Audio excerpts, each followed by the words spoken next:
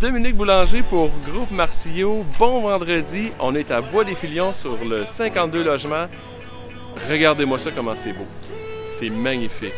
Hey, c'est le fun de voir ça.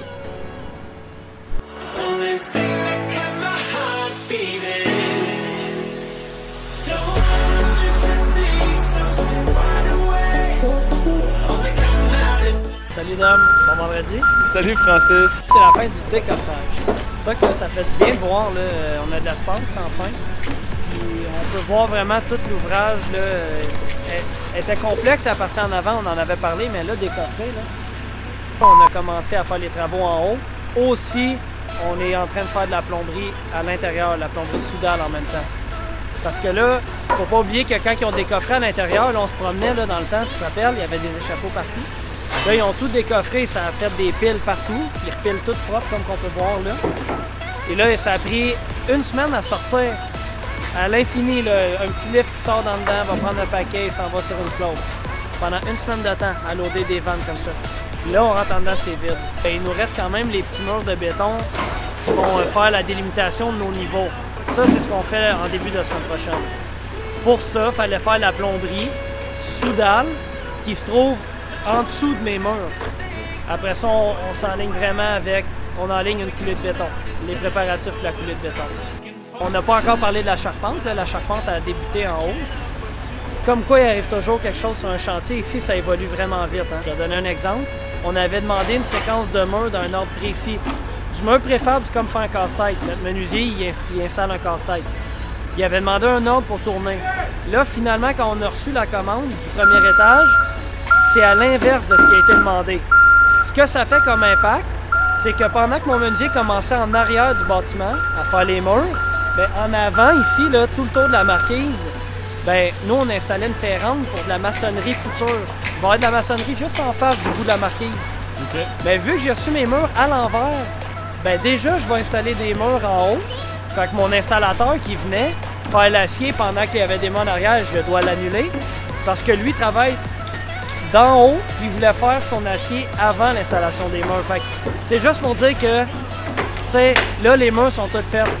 Tu peux plus changer toute la séquence. Pour que quelqu'un aille vite dans n'importe quel métier, c'est pas parce qu'il court vite ou parce qu'il travaille vite, c'est sa méthode qui fait qu'il est vite.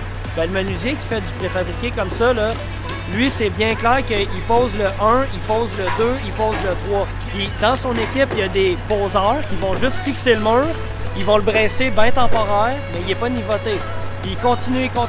Il y en a un qui fait regarder les numéros, puis derrière, il y a des nivoteurs. On va dire qu'ils passent derrière, puis eux font juste mettre à niveau. T'sais. C'est vraiment une chaîne de production, là.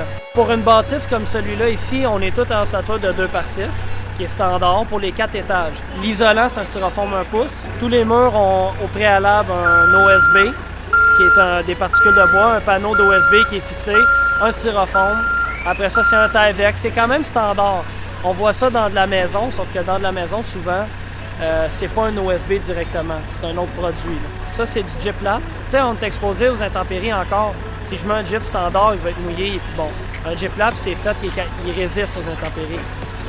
Sa fonction principale, c'est d'assurer un coupe-feu entre les logements, entre les issues de secours. Le gyplap, ben lui, il est déjà installé dans notre préfabriqué à l'usine. Mes murs mitoyens sont plus hauts que mes murs extérieurs.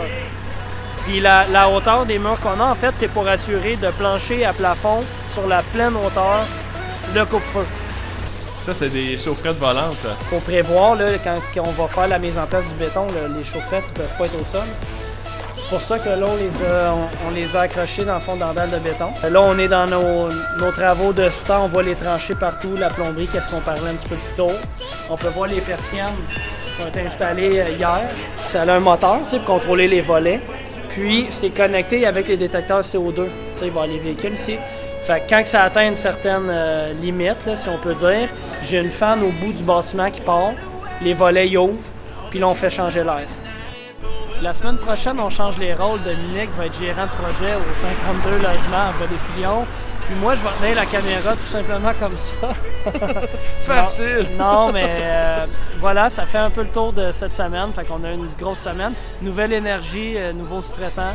On décolle avec ça. On est dans de la structure pour au moins 4 semaines comme ça.